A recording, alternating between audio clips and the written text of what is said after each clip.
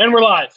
No, we're not. We're pre-recorded. And I hate being pre-recorded. But we have to because Koho work schedule sucks. But soon we'll be back live 2 weeks. This week and next week. And then we'll be live for Best 2019. But we had to make a kind of a different move because no one wanted to talk about the worst of the decade. No one besides Cameron Holtzman. He was the only one that said, I can talk about bad movies. And everybody else was like, I'd rather not be on that. So I decided to pull one of mine from previous schedule and put it on the schedule. And it's best opening scenes in movies. There's one on people's list that I'm probably going to get shit for, and I do not care because I think it qualifies, but we'll get to that later on. First, we got Kaleb Koho joining the panel. Hi. Hello. I wasn't even supposed to be here today. I'm not supposed to be here ever. And work sucks, and all my work schedule means that we have to shoot these not on Wednesday until like 2 weeks from now. But yeah, I love this idea and this topic, and I had a lot of fun with my list, so this is gonna be fun. That's fair. You'll probably lose this list like always, but we got Bar.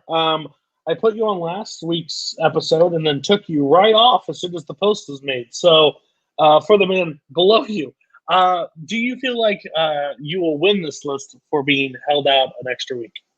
I actually think that aside from 2 picks, you are going to like my list this time. I think I'm going to be stuck in the middle like I always am. I'm not going to come first and I'm not going to come last. But I think that I'm going to have a list that you're going to approve of this time. And also, Brian, screw off. You actually have a very good luck because all 3 of the people on the panel have come in last place on the show before. So next is Green Bar Boatman. How's it going? And it doesn't go away. I don't know. It's his wall to protect him from me. Yeah.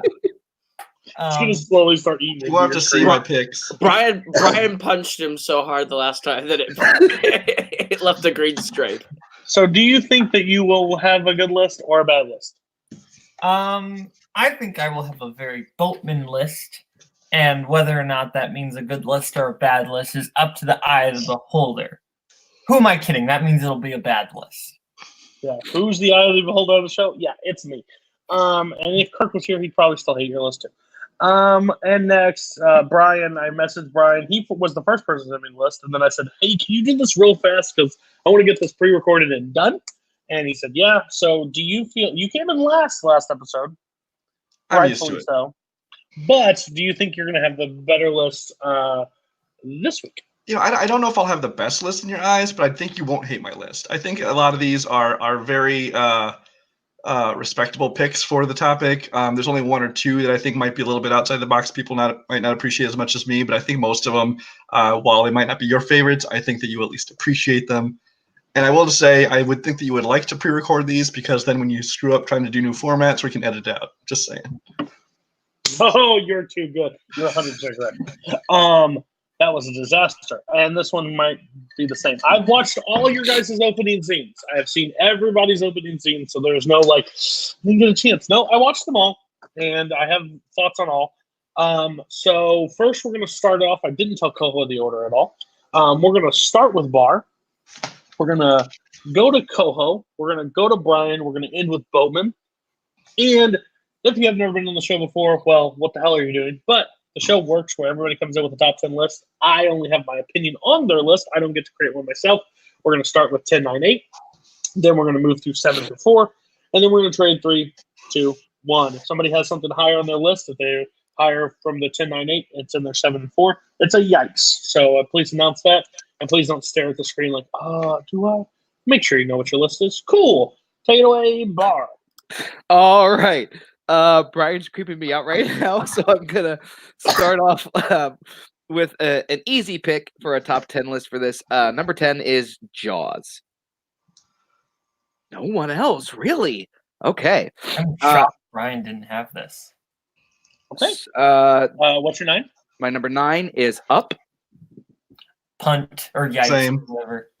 Get off my show. What the hell? Are you kidding me? Yikes is what I meant. And my number 8 is the one movie I don't expect literally anyone else to have, but it's 1776. Yeah, no, just kidding. Yeah, I didn't think so. What All right, a so, shocker.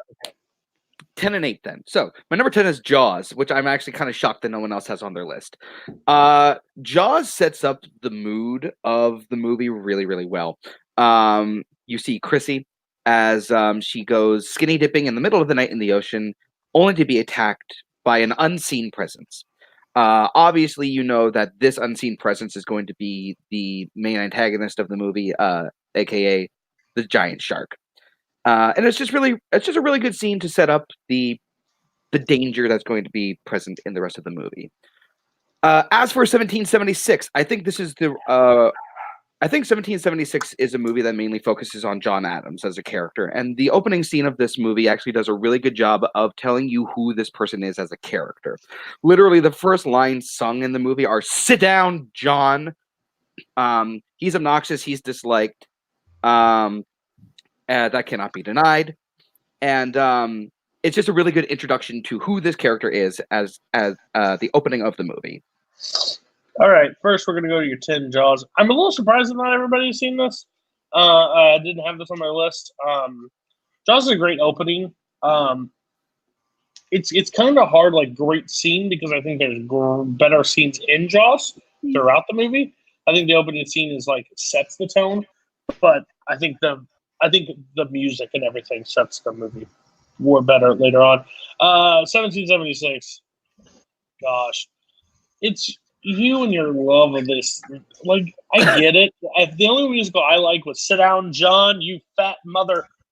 That's from Hamilton. I don't care about 1776. I think it's a fine. I think there's better musical openings, to be honest. So.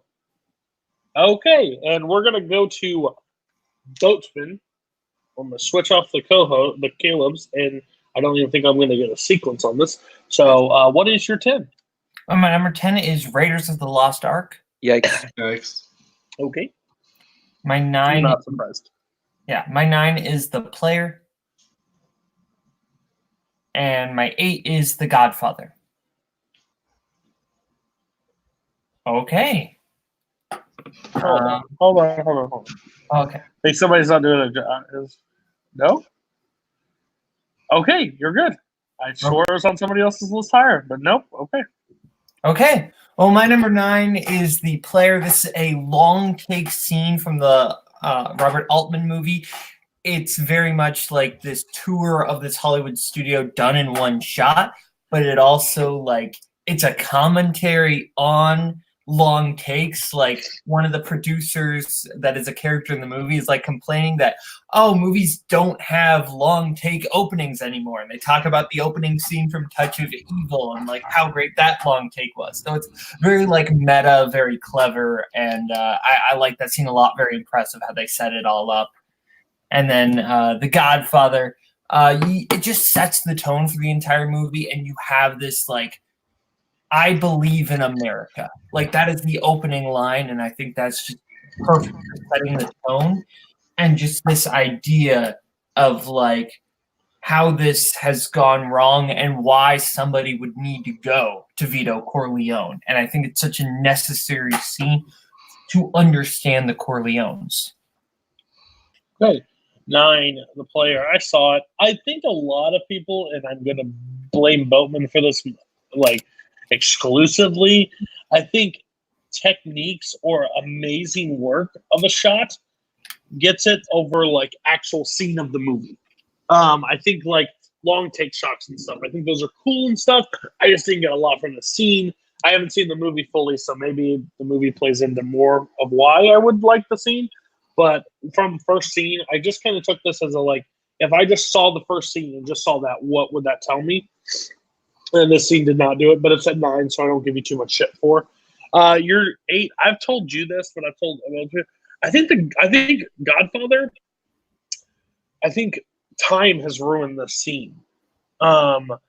It's basically the give me an offer you can't refuse, the entire opening of that scene, and it's just it doesn't live up to me because I love scenes from Godfather way more than this scene. This scene is not what I stand at. This is the timestamp, but then everything that happens after is way better in my personal eyes.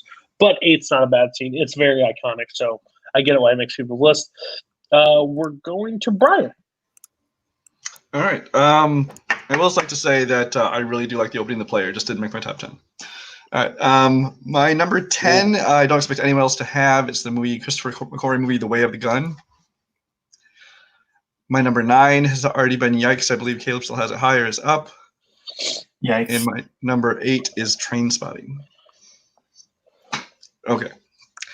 Way of the Gun, I think, is just a very underrated movie. Christopher McQuarrie, who wrote Usual Suspects and went on to direct like some of the best Mission Impossible movies and Edge of Tomorrow and stuff. This is one that I just think is a really fun opening. It just right from the get-go, it establishes who the characters are and the type of people they are, and you get to see Sarah Silverman get punched in the face, which is always a bonus. And then Trainspotting, it's that whole Choose Life speech set to the song Lust for Life. And I think that's another one that I think just it uses the opening very well to just establish the characters right off the bat. You know the kind of people they are. The music and the style of it just kind of sets you for the style and the tone of the entire film, especially because at that point people didn't really know Danny Boyle movies much. And that's why I like that one. Okay. Yeah, you're 10. The Way of the Gun, the opening scene makes me not really want to watch this movie too bad, but it kind of intrigues me where I might want to watch it. Because it's a lot at first. There's a lot thrown at you right away, and then Sarah Silverman does get punched in the face. Which, if you've seen the movie or seen the opening scene, she deserves it. To be honest with you, she's going right at it. It's a rough scene all around. But it's not mine, but it's 10, and I know how people use 10 on your list. Yeah, it's kind of a personal throwaway. Just bring in something that they know they won't get too much shit for. Number 8 was your Trainspotting. Yes. I'm not a huge Trainspotting fan overall the movie, but I think the opening sequence is like amazing. It's so fast paced. It's so like with the dialogue over it and the music and the running, like I like the scene a lot. I think it's a clear, and if you look up like top scenes in movies, Trainspotting is literally mentioned like in the top 5 of them. So I couldn't agree more. Trainspotting is a perfect choice for the list. A little low for you maybe, but knowing what is on your list, I understand. All right, we're gonna go to Koho. Koho, what do you got? So my 10, filling in my personal spot is Watchmen. My 9 is The Social Network. Yikes. Okay, and my 8's Inglourious Bastards. Yikes. Yikes. Cool. So we're going to talk about Watchmen. I like the director's cut of this movie more than most, but that's not what we're talking about. The opening sequence of the movie is the murder of the comedian, and sets up that entire like mystery that they have to solve. And it's shot so spectacularly by Larry Fong for Zack Snyder, because Zack Snyder's really only good at visuals. And he like nails the visuals of bringing the comic book panels of this scene to life. And it's like, there's not really any dialogue, and it's all set to the Unforgettable by Nat King Cole, which makes it even more like eerie. But I think it's a great scene that totally sets up the entire story going forward. Okay, the other ones were Watchmen. I guess I'm not the only one, because most people nowadays see this side. Snyder sucks. I can't stand the man as a director, really. I think he's a great cinematographer. Like, your visuals are great, your stories suck. But this one's fine. I don't like Watchmen at all. I think the movie is atrocious. So it's fine to be into 10. But guess what? If you've ever seen Koho on the list, movies that he brings up every time will appear. So don't worry. There's no mystery with his list here. Let's go start it off with Bar with your 7. Oh. What are you putting? Yeah, sorry. My number 7 is another one that I kind of expect other people to have on their list somewhere. It's The Dark Knight. Yikes. That's what I figured. All right, number 6 is I'm not generally I respect this director more than I necessarily like this director, but my number 6 is Reservoir Dogs. Yikes. Slight yikes, I guess. Same spot, isn't it? It's in the same range, but it's not. That's, Yeah. So okay, like where at? Like higher? Like It's my top? 4. It's my 4. Okay. It's also my 4. Okay, we'll wait till 4 and talk about it. Okay. You're whoever's 4th first. and my number 4 is the only horror film to be on my list, and that's Scream. Okay, so the opening of Scream, at first, I was like, I don't get why people consider this such a great scene or such a great movie. It's kind of silly and awkward, and I don't really care for it. And then it turns on a dime, and it tells you everything about the movie in that one instance. It's also a genuinely pulse-pounding scene. I was watching that scene, and I was genuinely, like, my chest started to really just, like, clench in on itself. And I think that it's shot really well. I think that the pacing's really good.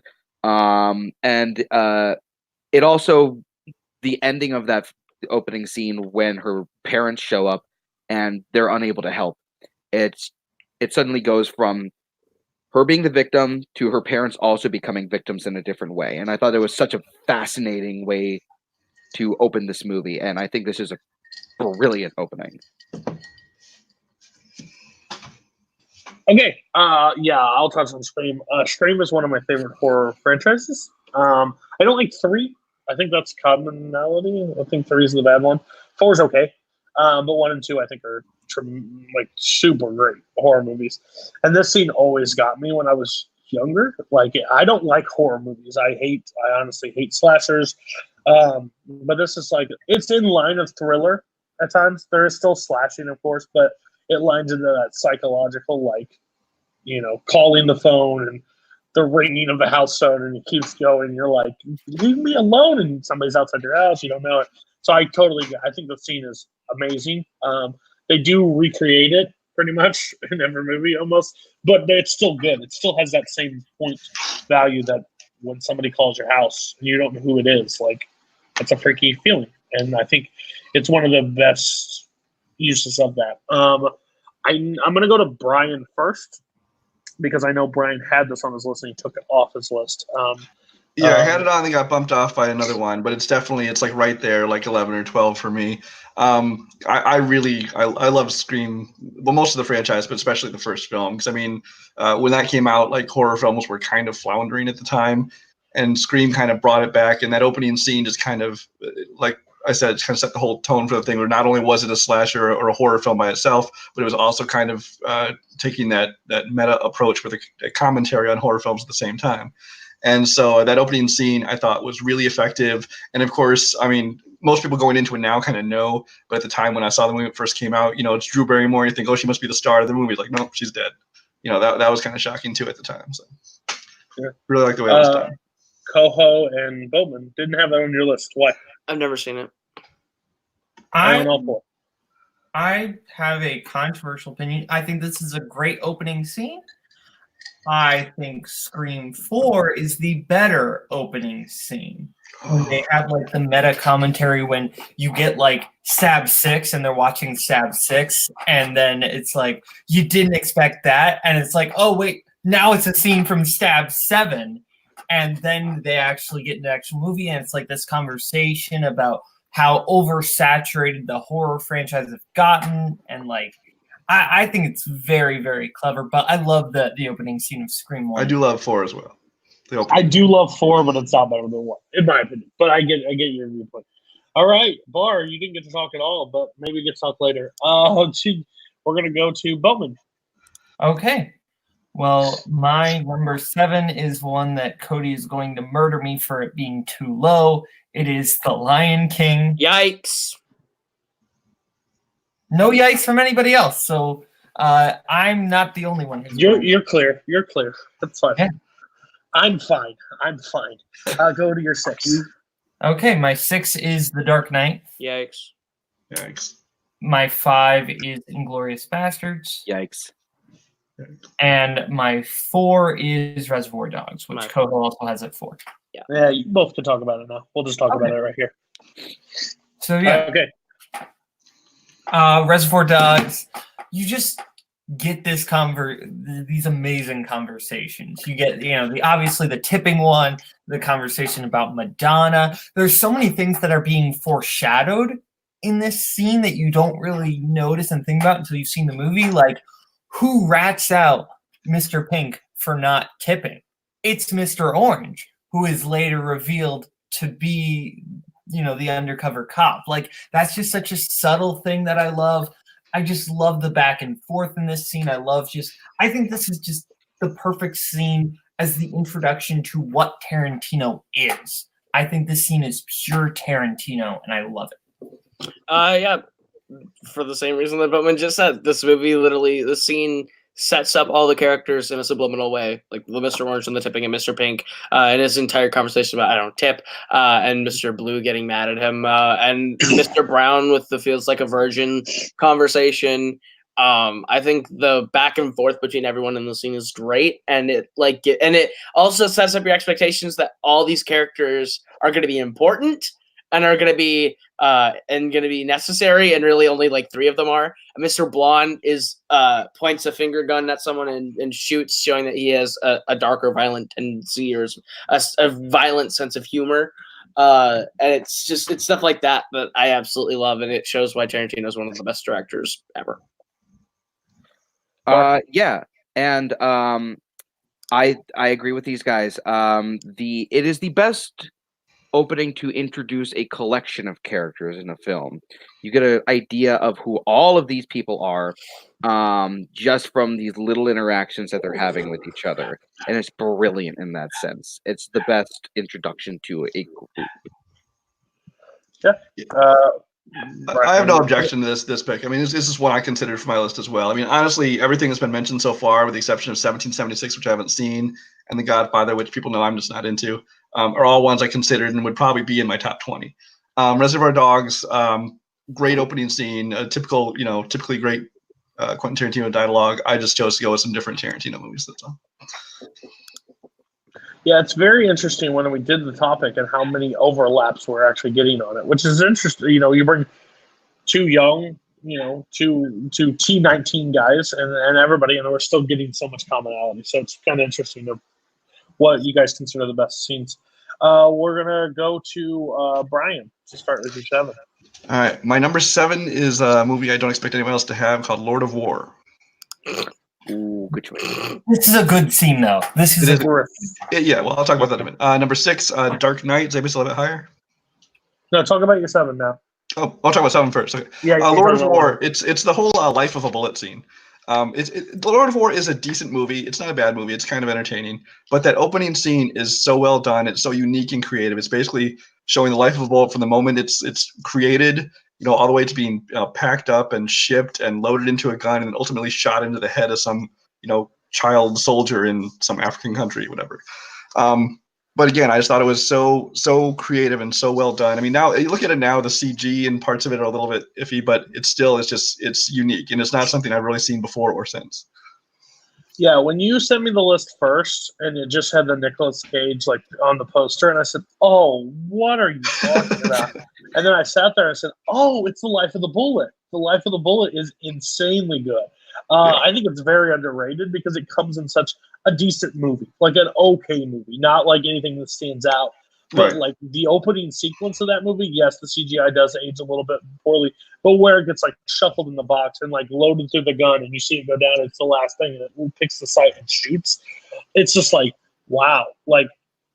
These are just it's basically Lord of War. It's just they're all just pushing out war. So I love that choice. I think 7's an appropriate place for it. I think you had it pretty high the last time when you I reevaluated it. That doesn't belong that high.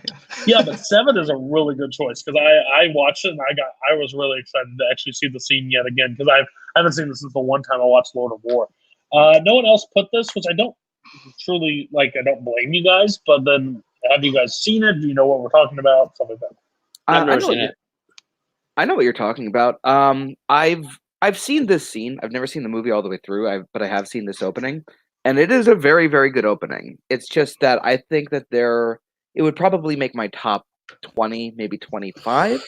It just doesn't make my top 10.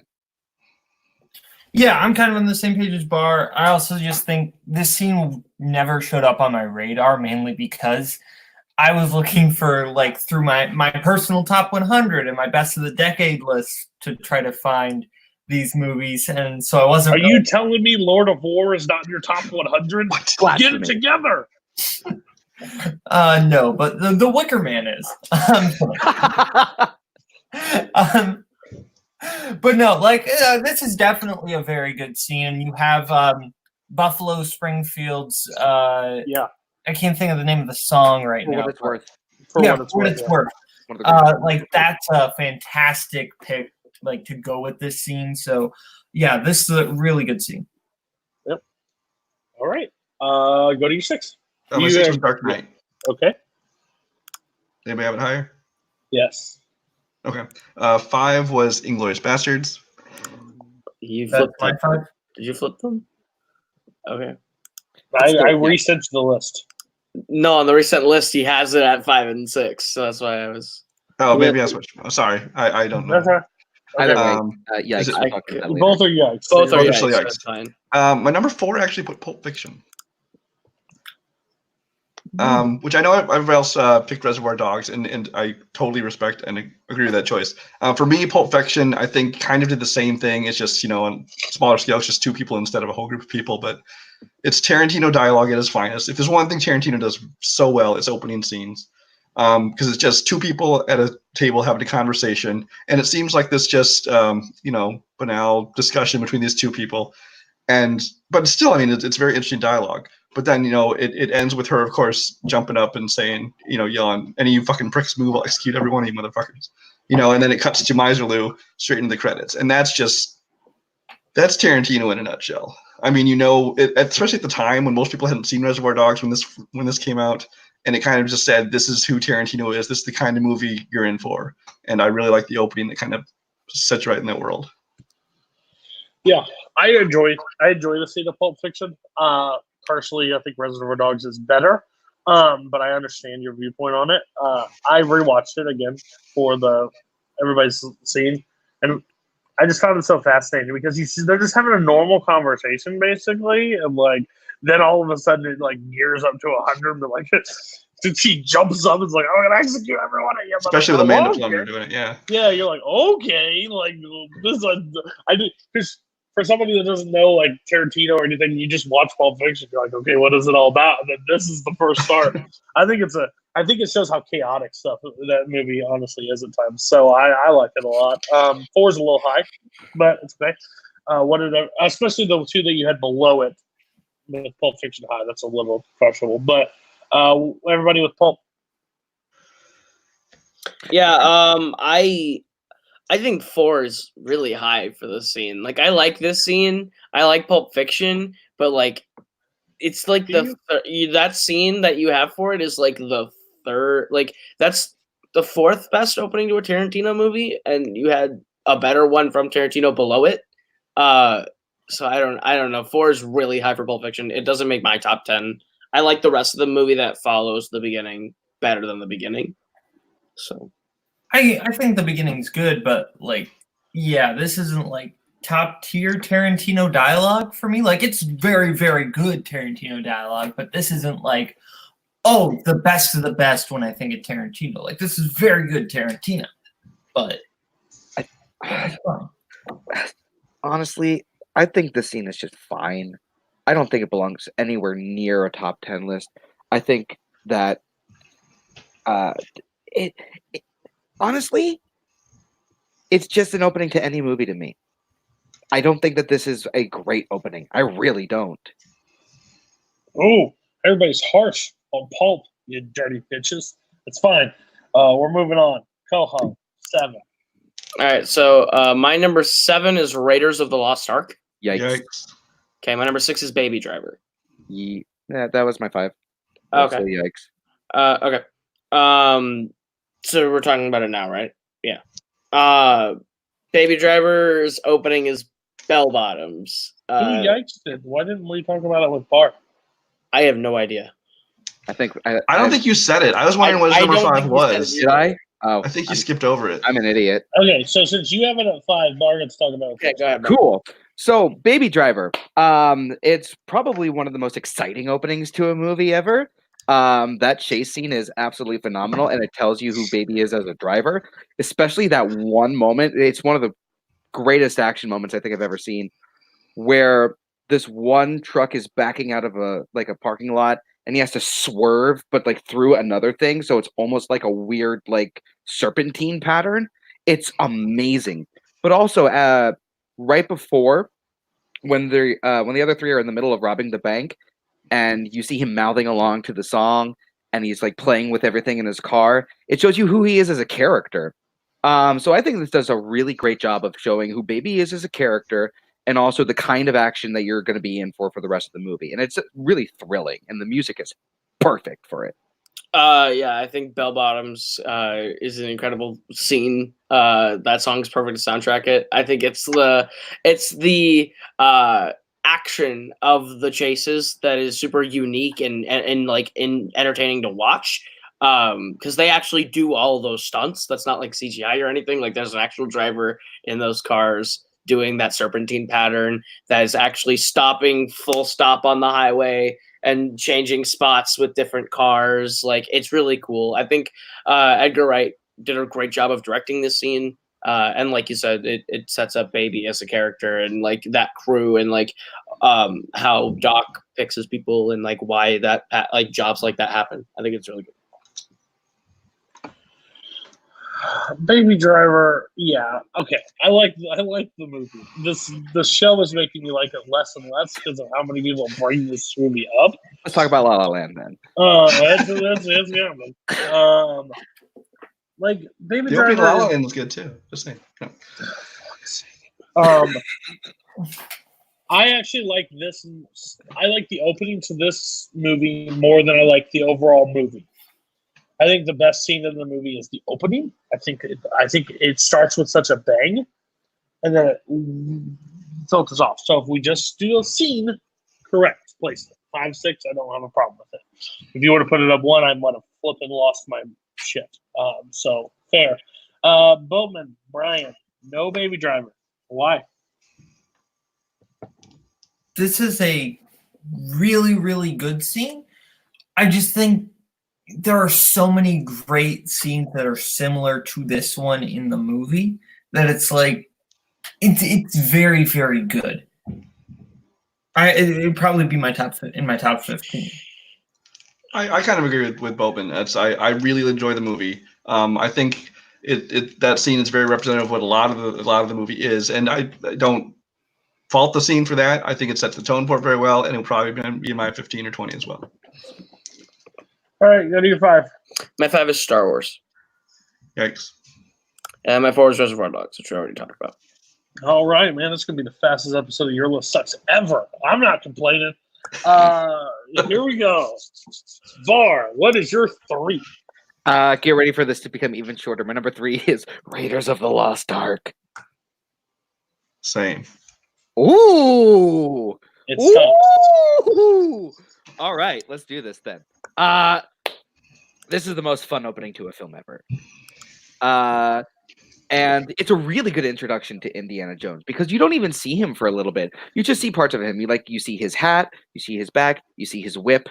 And then when he's like revealed from the shadows, it's like this really cool, like it basically feels the way it's supposed to be. It's a fun action movie, it's a fun adventure movie with a really cool character. And then you see the kind of danger that he goes through on a daily basis, apparently, supposedly. And it's so great. And it shows you how intelligent he is as a person as well. It's just a super fun opening that introduces a character that's very, very smart and very, very good at what he does. Yeah, no, I agree. I mean, it's. I thought this was kind of an obvious choice, but it's obvious for a reason because it is such a classic, such a great opening. Like you said, it kind of set the tone. It told you what kind of fun action movie this is. Which at the time this came out, they didn't really make these action adventure kind of things. It's had lots of imitators ever since then. But at the time, action movies were all more gritty and adult and things like that. So this is just very fun. And it really did. It established Harrison Ford or Indiana Jones' character, who not only was intelligent, but it kind of Harrison Ford's sense of humor and his kind of smugness kind of shines through. and it just took you back to like those classic serials. And it was just such a great introduction to this world and to what type of movie you were getting into. And it was fun and adventurous and funny and dramatic. And of course, John Williams' score to set up everything up perfectly. So. Yeah. I had it at 7. I think the opening of this movie is really great, especially the boulder and the practical effects of making that work, and the perils of just the spikes coming out of the walls and seeing the skeletons on it. So there's definite like a presence of Indy could definitely die in this situation, but it like again they show how smart that he has to work his way through it, and then culminating in introducing you to Belloc at the very end of the sequence, and it's the great back and forth that they have. So I think this entire movie lives and dies on the opening scene working, and I think the opening scene works so spectacularly that the rest of the movie just soars off of it. Yeah, this is a great scene. It was my number 10, and yeah, it's fantastic for really all the reasons they mentioned. Yeah, I think that's the correct choice. I think the low is sad to me for the two young whippersnappers at the end. This scene is epic. Indiana Jones is one of those franchises that I have treasured my entire life. I saw Indiana Jones before Star Wars, so I mean it's always ranked a little higher for me. Yeah, I couldn't agree with more. 3, maybe. We'll find out what your 1 and 2 are, but 3 is fine. Just real quick, Bar and Brian, this is totally off topic. I'm going to just ask you, what's the worst Indiana Jones movie? Crystal Skull, by far. Yeah. Thank you. And Why was there a pause even? Well, I think Temple of Doom is fine. I love Temple of Doom. I think Temple of Doom is the worst one by far, but okay. It's Crystal Skull, Koho. You are high. Koho, me and Robert live and die on this hill. I will say it. Koho and Robert Parker have both came on record that Kingdom of the Crystal Skull is better than Temple of Doom because the internet has told them that Temple of Doom is worse. 100% fact. No, it's not. For Robert, maybe, but for me, it's because there's at least interesting things to latch onto in the beginning of Crystal Skull, and there's nothing to hold on to in Temple of Doom. It's all dog shit. I'm getting the show back. It's all dog shit. It's all dog shit. I feel sad. You are making Dominic Rizzi look sober right now. Good. My opinion is correct, but I don't give a fuck about Well, hey, read the last line of his one of his last lines in his review for Rise of Skywalker and go do that to yourself. Okay. We're gonna move on. Boatman, what's your 3? My number 3 is one that absolutely no one will have on this list. Cody's gonna just wreck me for. I don't care. It is from the Orson Welles film Touch of Evil. Ooh. I'm not sure what that face was, Barb, but okay. So set up for the scene. There's a bomb in a car, and it's just one long take following what is going to happen. Like, it's very tension-filled because you don't know, okay, when is this bomb going to go off? What is going on? Who are these characters? It's such, like, just this panic of chaos and confusion, and I love it. And it's the inciting incident for the whole movie. Okay, I saw this movie. I saw the scene. You don't get this from the scene. You get the excitement for what he told him, but the scene is just a long gaming shot. It's cool back in the day, but stop the humanity. This is not that great of a scene, and for 3 is insane. It's insanity, Boatman. Like, I get it. If I even said, okay, back in the day, how epic would this be? Yes. Now look in 2019, it's okay. It's okay. It's fine. I don't think it's great. I think you're crazy, but that's my only opinion on that. Touch of Evil. Oh, why did this miss your list, guys? Go to me last. I have never seen this film, and I don't plan to because Boatman ruins everything for me. Yeah, he's in my good graces right now, but this one's rough. I have seen the movie. It's been a long time. I don't even remember how it opened. So, yeah. Okay, easy enough. All right, so I actually rewatched this when I was making my list, and it is a phenomenal scene, except for 2 things. A, I think Orson Welles is a brilliant director, one of the best directors to ever be behind a camera. But I think that he made one mistake in showing you the car actually blowing up. And I think it would have been smarter if they had just stuck to the actors. Because that editing moment is just real off. And the second thing is Charlton Heston opening his goddamn mouth. He is doing terribly. He is doing an awful job in this scene. He is doing that Charlton Heston, look how much of a great actor I am. It's been too long since I've kissed you.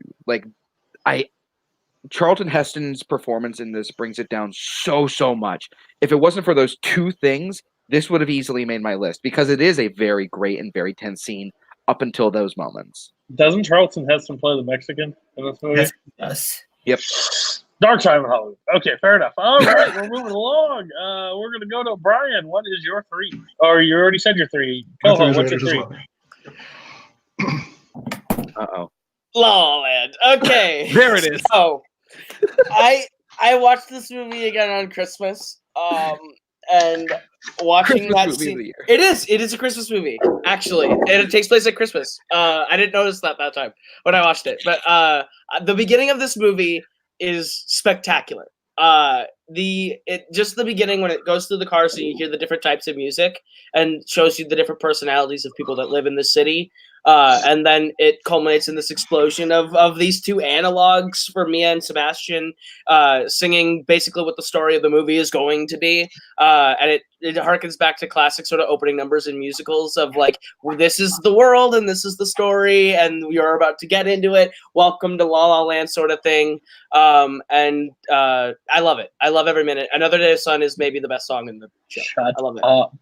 Shut up, for the love of God, shut up. I literally just started. Shut up! I'm tired of it. 33 episodes and we've talked about this movie 18 times.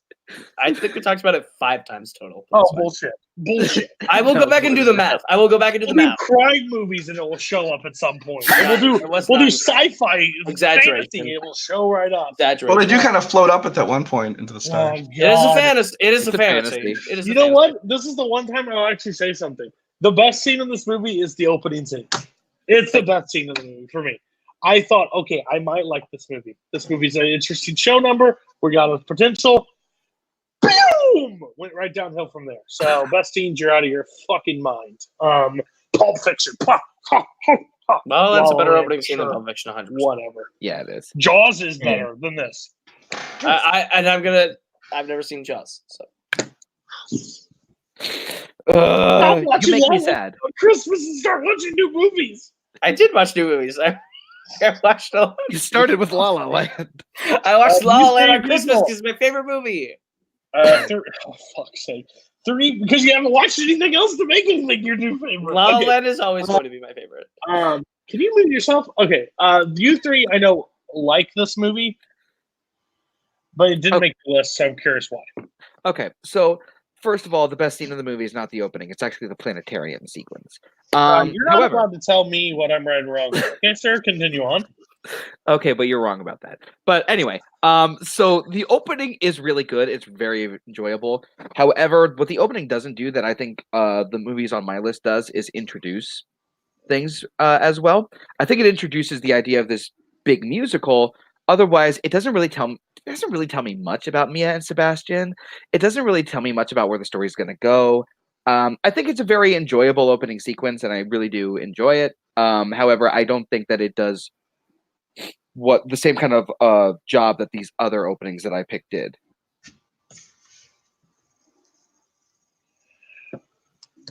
Whoever, go ahead. I love La La Land. When I was brainstorming my list for this show, I did write it down as one of the possibilities, but it didn't make my list.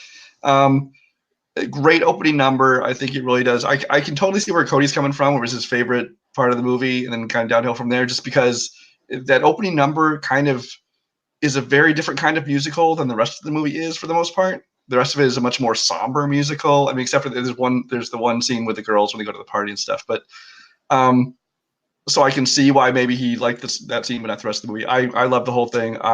really enjoyed this opening number. I thought it was very well done. Just didn't make my list.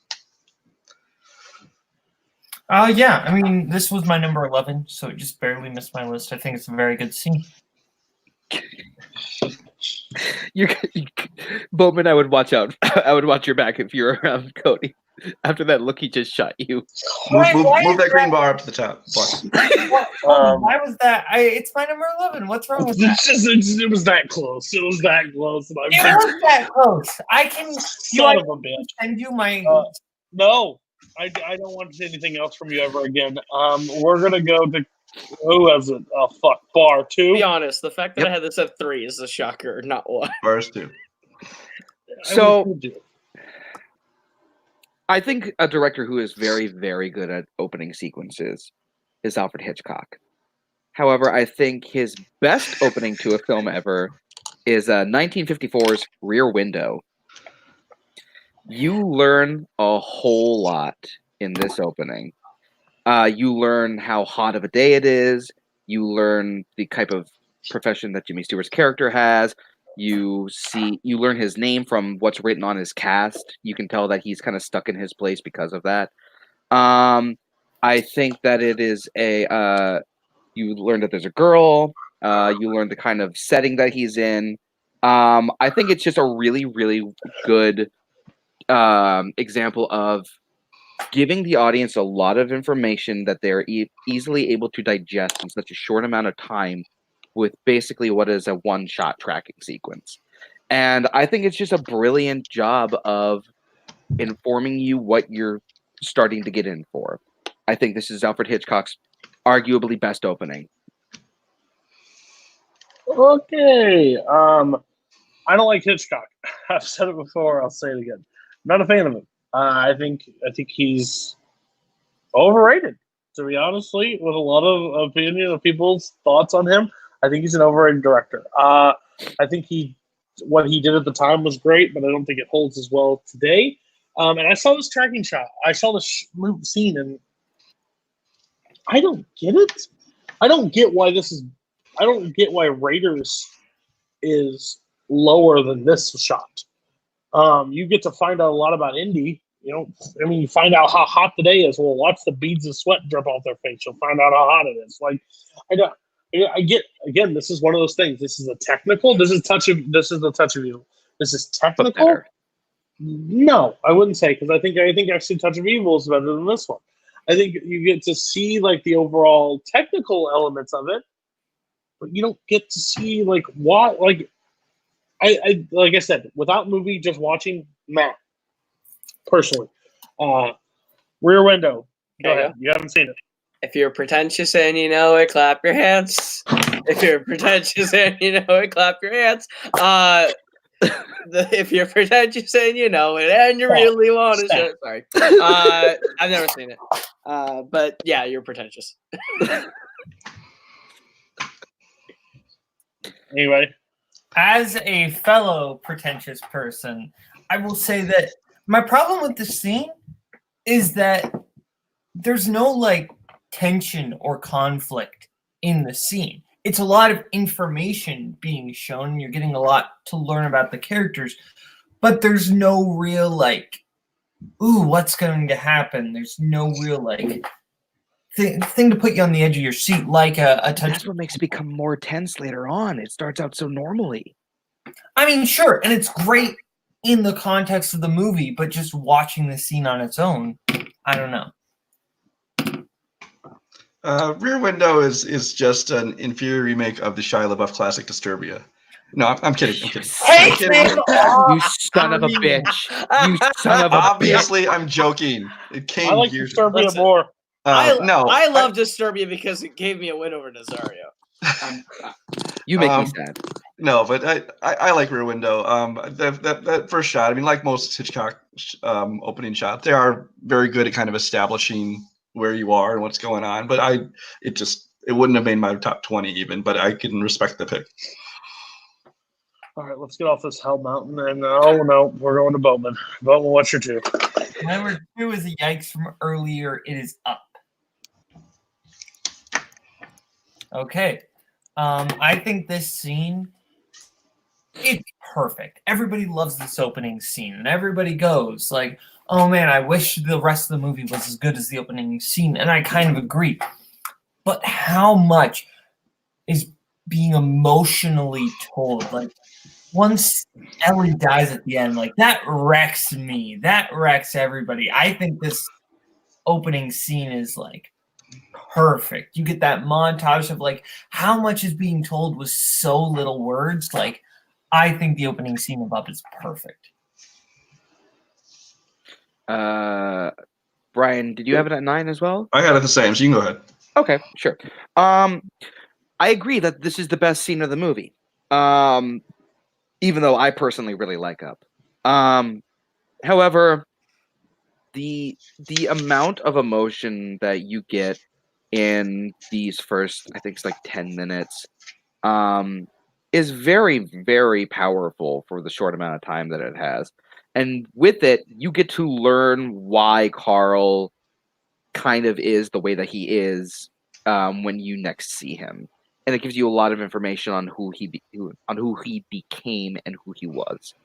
I think that it does a great job, and it's very, very, like, the moment you learn that she can't have a child, whew, that hurts.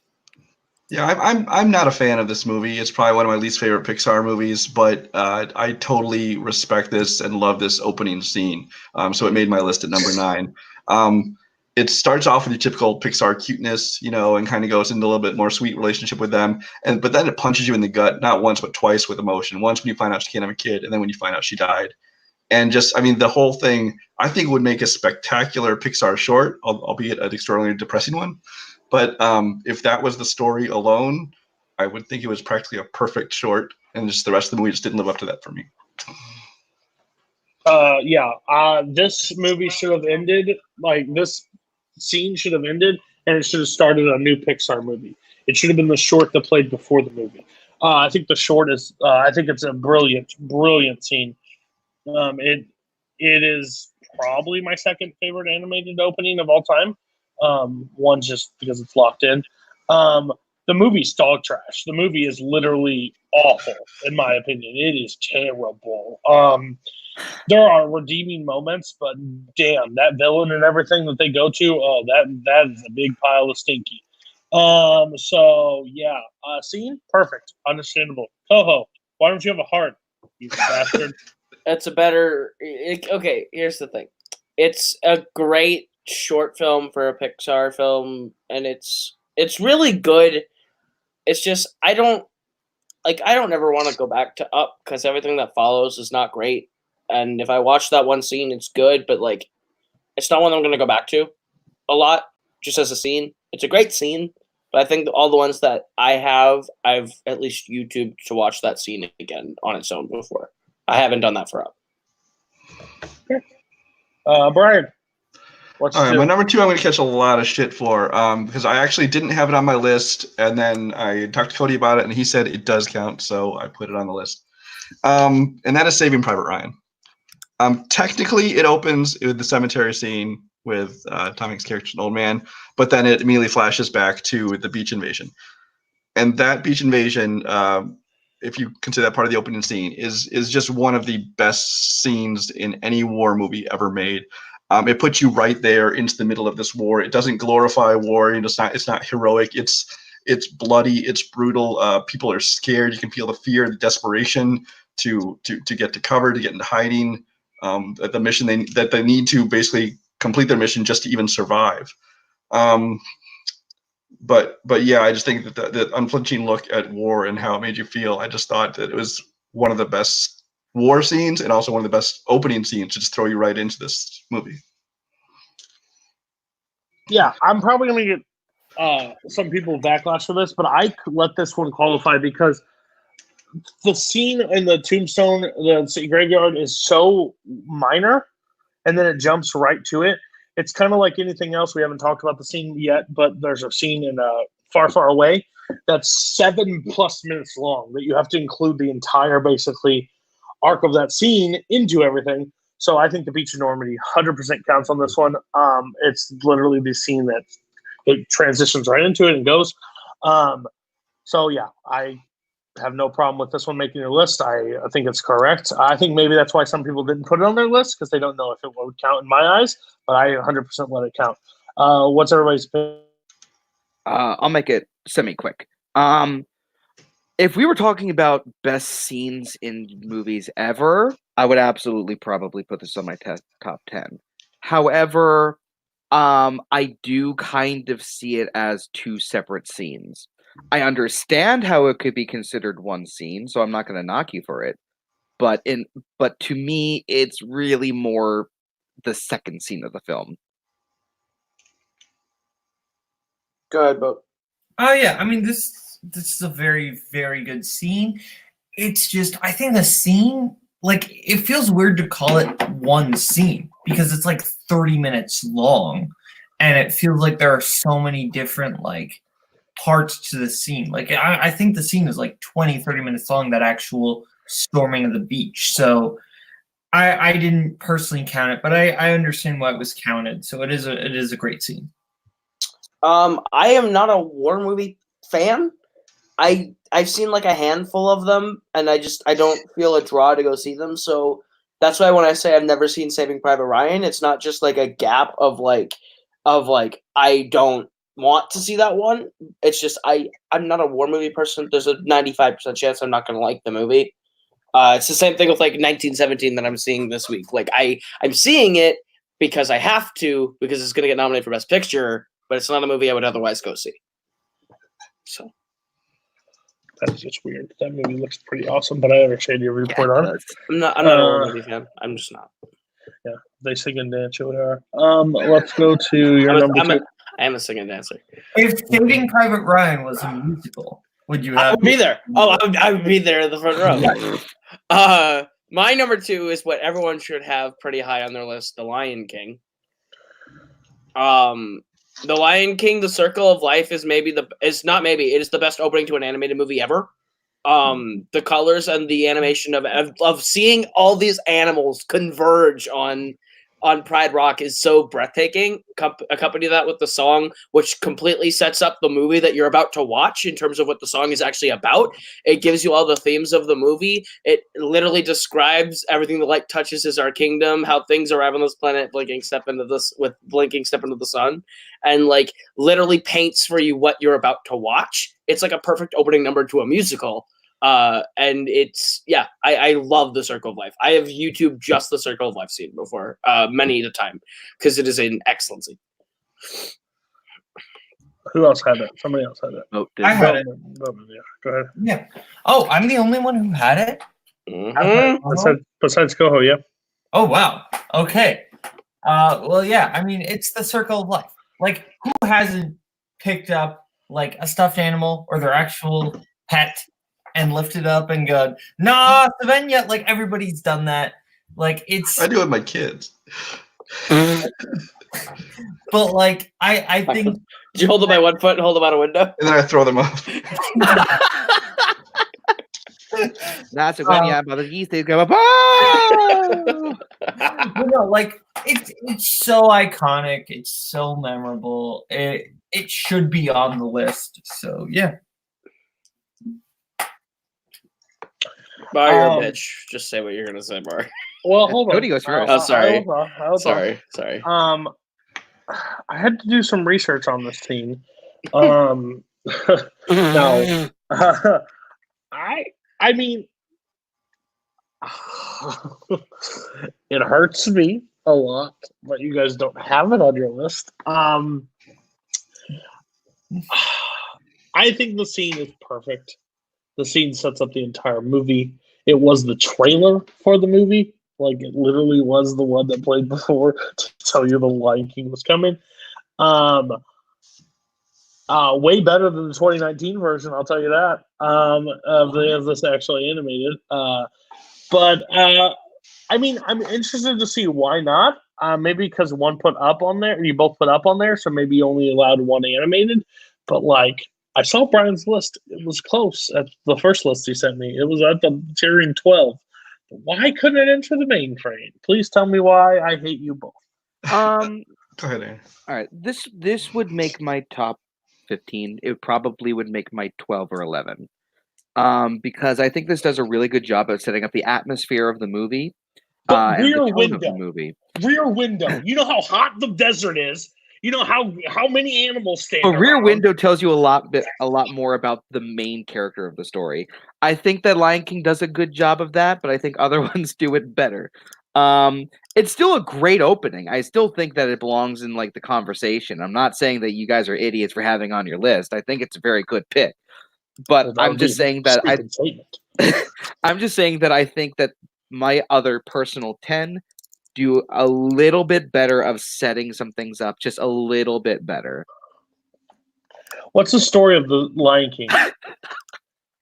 It's called The Fucking Circle of Life. Dumbass. Gosh. Hey, I didn't That's put up the Yankee Doodle movie. Dandy It on my literally list says this that time. one rises, the other falls. Jeez. Okay. Brian.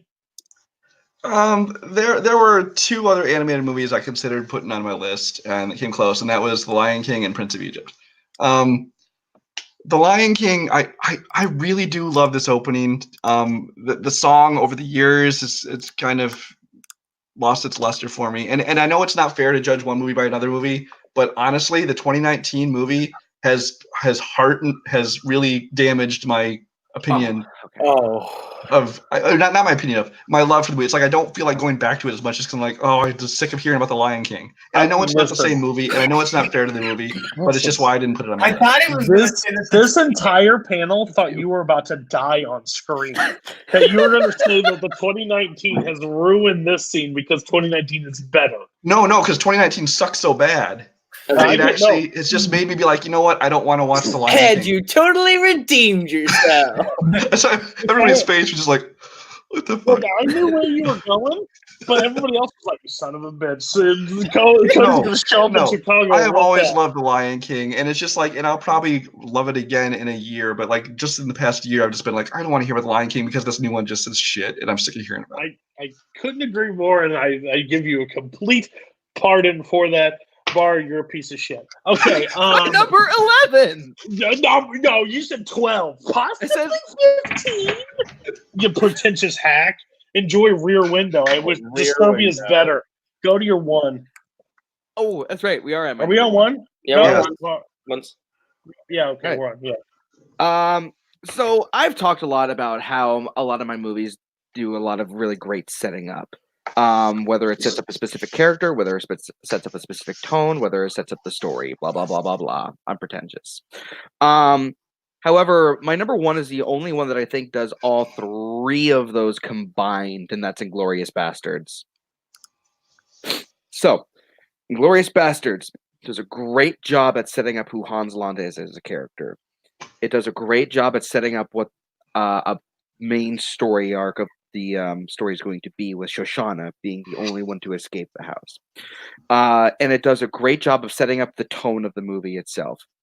When the moment that Landa brings out that giant pipe, that makes you understand that there's going to be some comedic elements to this movie, because it's such an almost cartoony pipe, but in such a really tense scene that still is able to stay tense with that. It is probably the most perfect opening to a movie ever, because it lets you know literally everything that you're going to be in for while still being a great scene by itself. I think it's the most perfect opening to a movie ever made. Who else had this at? Did anybody else have it at 1? 5. I had it at 8. I had it at 5. Okay. Brian and Boatman. I'll go ahead.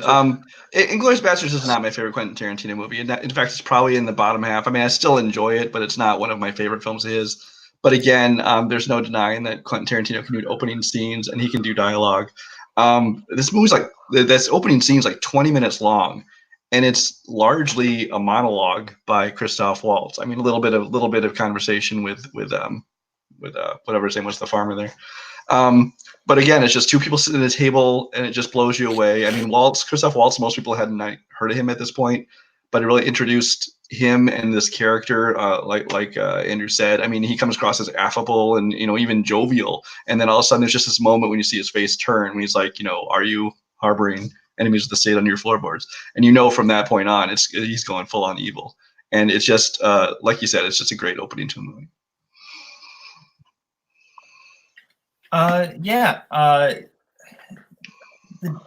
The tension that is brought up with very little tension within the actual conversation. The conversation itself on paper, not super tense, like tense, but not like super tense. All the tension is just done through the way that it's being filmed, the eyes, like, because the characters are clearly talking about one thing, but they're saying something else, and I think it's so brilliant. I think that's what Tarantino does best, is subtext and having characters talk about one thing where they really are talking about something else, and I think it's brilliant. Yeah. When it comes to Inglourious Bastards, I think this is my second favorite Tarantino opener. I'm not the biggest fan of Inglourious Bastards as a movie. It's my fifth favorite, I think. But like when it comes to war films, because I hate World War II in general, this is maybe my favorite World War II movie because of Hans Landa and this opening scene and like how terrifying he is as a villain, of how he can go like that switch of being like friendly to I'll kill your fucking family in like 2.6 seconds, and it carries throughout the rest of the film. I think this opening scene is excellent, especially the part where he walks out and he points the gun at her and you sit there and he's like, he could totally make this shot, right? He can make that shot. And then he pulls the gun up and you realize he's letting the hunt go on because he wants to hunt her. And that's sick. And that makes him a terrible person and a scary character. And that's what makes him a terrible person. but that just solidifies him as like a spawn of Satan character. But like, I don't know. Oh, that's what does it. Okay. Better than fine. This scene, when I first watched it, and before the scene was over, I was like, oh my God, Tarantino, you pretentious bastard. Like, I get it. It's a fucking scene about milk. You're showing your presence, like, do something. And then that line, do they understand English? And they're like, what, do they speak English? And they're like, no. And like, oh, fuck. He knew the entire time. I'm like, okay, thank you for paying this off, because it paid off really well. I think it's one of the most tense scenes ever, because you see the nervous react. Like, you to put yourself in the shoes of the farmer in that day when a Nazi shows up at your door, like, and you know you have something hiding, and you like, that's the most, I need you to finish your fucking milk and I need you to leave now, but you can't say that. So perfect scene. I think it's one of the best scenes. One, I would argue it's tough. It's tough. It really, I think the top five can go either way, but I give you full credit for one spare. Boatman, what's your one? My number one is the one that nobody else will have, and I have a reason for it. It is The Social Network. Yeah. So I think this scene sets up so much, but it also just drags you in. Like, it is clearly, it sets up the character of Mark Zuckerberg so well. And you're kind of like putting this hostage situation of like Mark talking like a mile a minute and Erica clearly not quite on his same level. So it is so like, you're so frustrated, but you're also so enamored. It's perfect Sorkin dialogue, and I absolutely love it. And there's just so many things going on in that scene. You hear Eduardo being set up in passing, and then you just get the ultimate breakup moment where Mark finally actually realizes that something is going wrong, because it's clear the whole time he's just talking. He doesn't really mean to be insulting. So I think this is such a brilliant scene that's just a conversation, and I love it. Yeah, I had this at 9. I think I was the only other person to have this. Sorkin's my favorite writer of all time. And the way that he does the Sorkin dialogue and have this conversation, this argument, a mile a minute, but it still feels like 30 minutes long. Like, it feels like this awkward conversation just can't end because Zuckerberg just won't let it end. And the girl of his dreams is sitting across from him, and he's unintentionally hurting her and insulting her when she's honestly smart enough to go toe-to-toe with him, but she also has empathy and emotion, and he doesn't. And their conversation is verbal fireworks.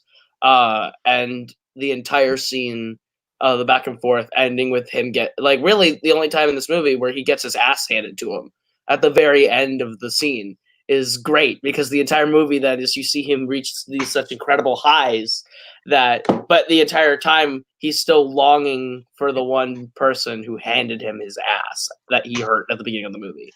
So the beginning of the movie, I think, is excellent. One is a little high, but I love the opening of this movie.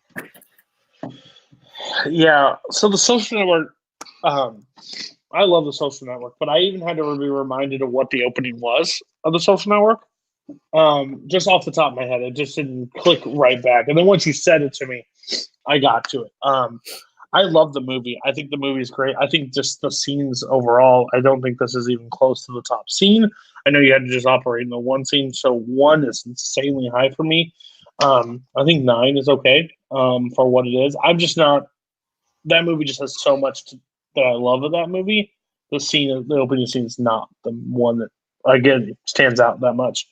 You guys, why did you have Social Network on your list? Why don't you go first, Andrew? I'd like to end on a positive note. Okay. Oh, I thought you didn't like it.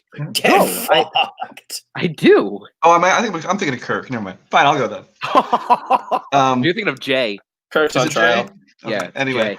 Jay. Jay thinks it's the most No, I overrated movie really ever like the made. Social Network, and I really like this opening scene. This was on and off my list so many times. It was as high up as number 5, and then it moved all over the place. And just in the course of making the list, it ended up like at number 11 or something like that. But yeah, I mean, I sound like a broken record, but I love great dialogue and great banter, and I think nobody does it better than Aaron Sorkin. I thought it was handled very well. Jesse Eisenberg really established who his character is in this moment, in that he's kind of this smug asshole, but not even intentionally. Like you said, he just is who he is, and he's talking this whole time. He's not even really listening to what she's saying. He's just hearing himself talk until the moment he realizes, oh, wait a minute, are you breaking up with me? And I think it's very well done, and it's like so many other movies, it does establish a character right off the bat. You know who this guy is. So The Social Network is in my top 100 favorite movies ever made. I think it's a brilliant movie. And I respect that it being on this list. I think number 1 is high. I think in like the 10, 9, or 8 spot would be good if you're going to put it on the list. But I understand why, Boat, and I respect your choice, even though, you know what? No, you're wrong, though, about having it this high up. Yikes. Did you say Jay Burns says it's one of the most overrated things? Yes. Yeah, so is his Closet Faction in the background. So, okay, we'll move on to that. Whoa. Where's the lie? You can all drink your Kool-Aid and wear your same Nikes all at the same time, okay? Where's the all right, belt? we're moving on. We're going to go to Brian. My number 1 will come as a surprise to probably no one, and that is Star Wars Episode 4: A New Hope. What? No. I think that this is an opening that is perfection, in that it just drops you right into this world, and from the first scene everything that's going on. I mean, it drops you right into this space battle. You know right away, where you can tell who the good guys are, who the bad guys are. You meet one of the main heroes, you meet the main villain. You understand the conflict, you understand the relationship of droids to humans in this world, and just in this first, I don't know, 5-10 minute sequence, you understand this completely strange world that you've been dropped into. And once again, John Williams' score is a big part of it's bringing you into this world and just letting you know that you're in for a great film that's unlike something you've seen before. Who else had it? I had it at 4 or 5. Talk about it. Yeah, just from the moment that the crawl ends and you see a Tantive 4 and it's like big, and that you think that ship's big, and then the fucking Star Destroyer comes in and you're like, shit, we're in for something intense. And then just the rebels and the stormtroopers just blowing each other up until after the carnage is done and Vader walks in, and you're like, shit. Like, you're like, if you're in that scenario, you'd be terrified. You'd probably make a mess of yourself. And it's just the way that they set that up in the scope of that scene, and the stakes it immediately sets from the jump are so brilliant. and so entertaining that like you're hooked from the start and it never stops. The entire movie keeps going full bore. So yeah, I love Star Wars. Yeah, it's a really good scene. Honestly, for the time when it was set back and the giant destroyer coming over the top of it, it's a very long scene. I think I've seen it so many times, so it kind of loses a little bit of effect for me every time I see it. I remember the first time I watched it, I was like, "Holy shit!" Now I'm like, "Okay, we're in Star Wars. All right, let's go." You bring on the Vader. So it's fine. I think it's one quintessential top 5 of all time. So I don't fault you at all for having it as high as you are, especially Brian. I knew this one would be as high as it was. It would be on my personal list, so I can't give you any faults for that one. Boatman, why no Star Wars? I mean, did you expect me to put Star Wars on Misa my... think you made a mistake. He likes The Rise of Skywalker more than A New Hope. Let's be real. That is 100% a lie. I have Rise of Skywalker at 2 stars. So Edit out the part where he says a lie, and it's just absolutely. Is absolutely true. Okay, but like, I think the scene is good. It's fine. I don't think it's top 10 of all time. Like, There ain't no touch of evil. And yeah, it is no touch of evil. I agree with that 100%. Like, it's fine, but this is like not even. It wouldn't make my top 10 scenes in all of Star Wars. Boatman, up your ass. As a matter of fact, eat shit. I'm good, thank you though. So I'm gonna sound weird when I say this. No. I think the first scene of Star Wars is actually the opening crawl text. That's what I consider the first scene of Star Wars. It's like opening credits. You I was gonna say that's like the blank screen of opening every credits. other movie. Yeah, is but here's the the thing: opening it's movie. become such an event in all of the other Star Wars movies that it's something that everyone looks forward to as a scene. And so I see the opening text as a scene. I see that as the opening scene. Yes, the scene of action is a bunch of text rolling up the screen. Anyway,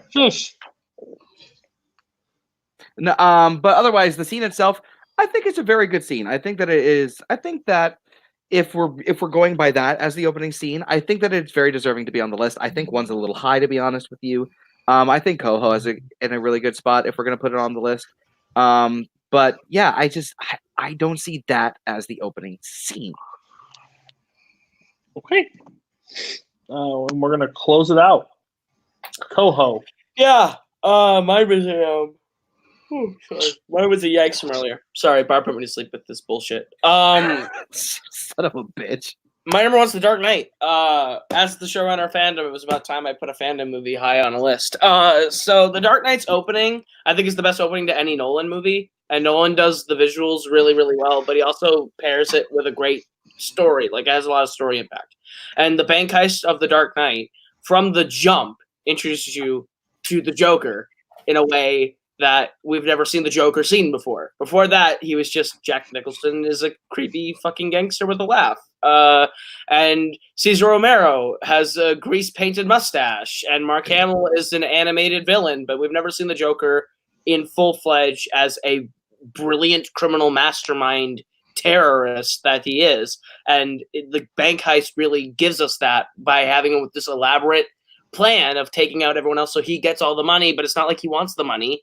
He has a plan for the money that we see later, but like it brilliantly sets up the entire film. And Heath Ledger has a very minimal performance in the opening scene, but when he takes off the mask, he's like, "I believe whatever doesn't kill you simply makes you stranger."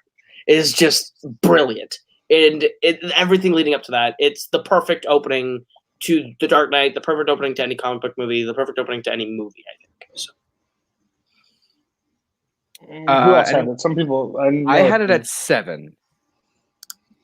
Okay. I had it at 5 or 6, depending on how you look at it. I think I said the wrong list. I had it at 6, I think. All right. Okay, so you two talk. Yeah. My only problem with it is that the actual opening scene of The Dark Knight is the Warner Brothers logo. And so...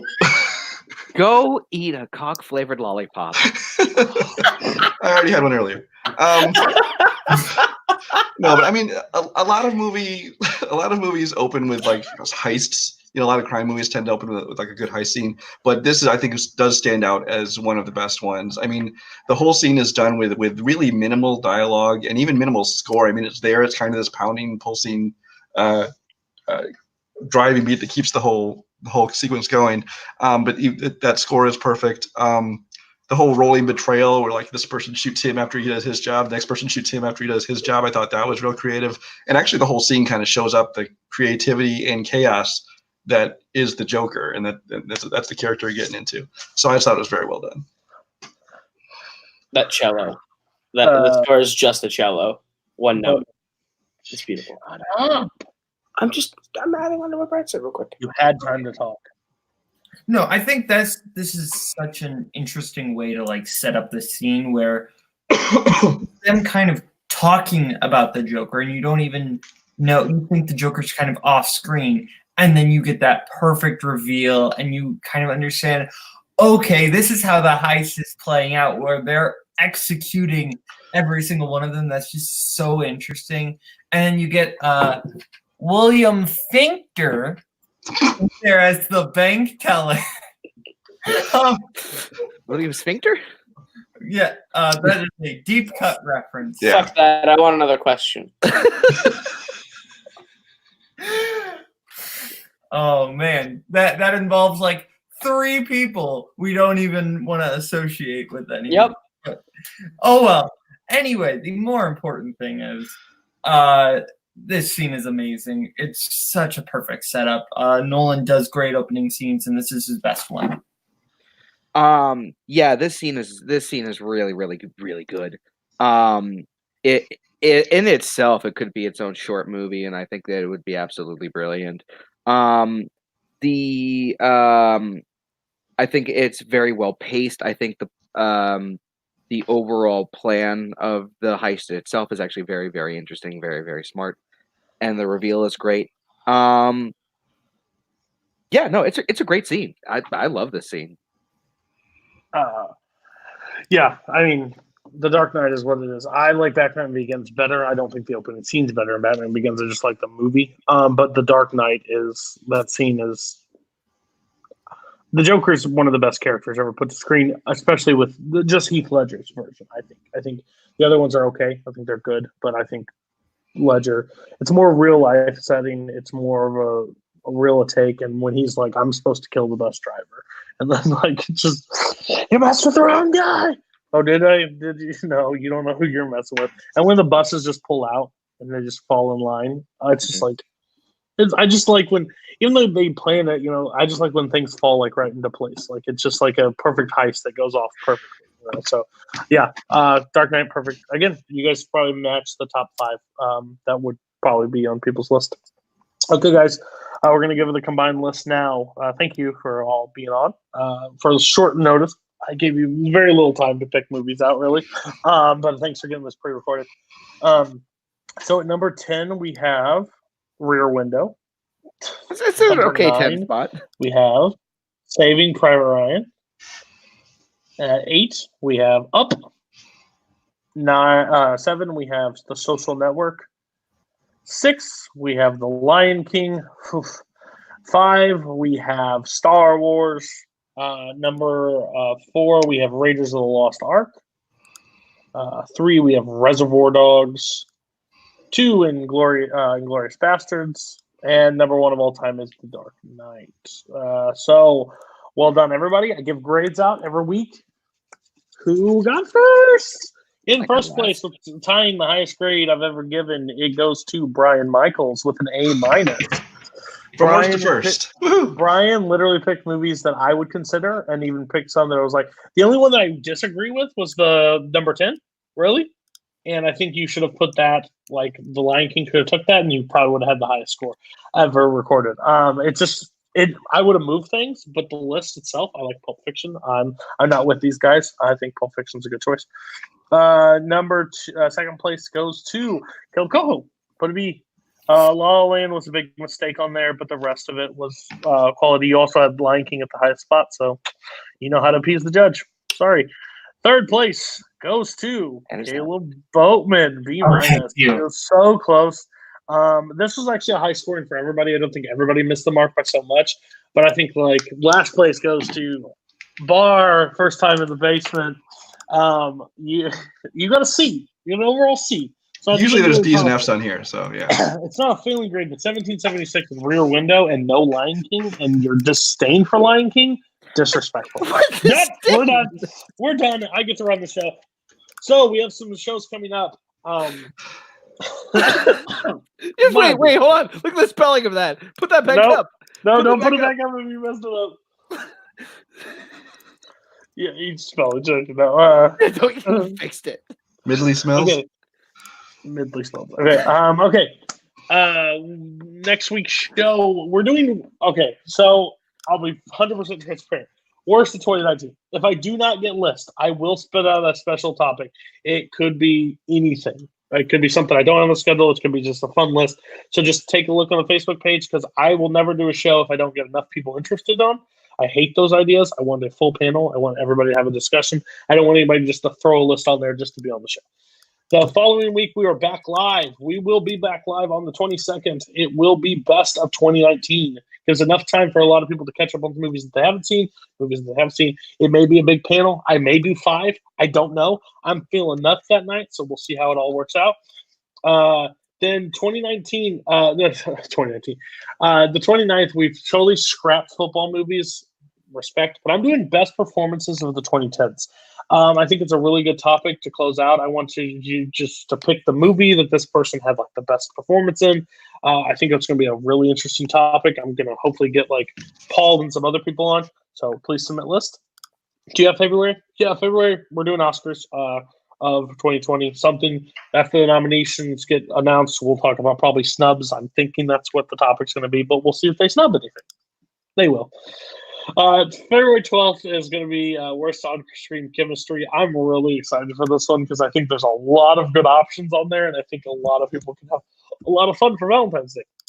And 8/24 with Paul Oyama. I will not be seen. I've seen a handful. I don't like a lot of them. But yeah, and then the last one of that month, I think it's Overrated Classics with Boatman. So yes, overrated. So do not send best or anything. Like he is going to bring out full Savage. So I want it to be. I want you guys to bring overrated. What you think? So have a good night. This is a short episode, so you're thankful. Everybody's thankful for that. Have a good night. See you later.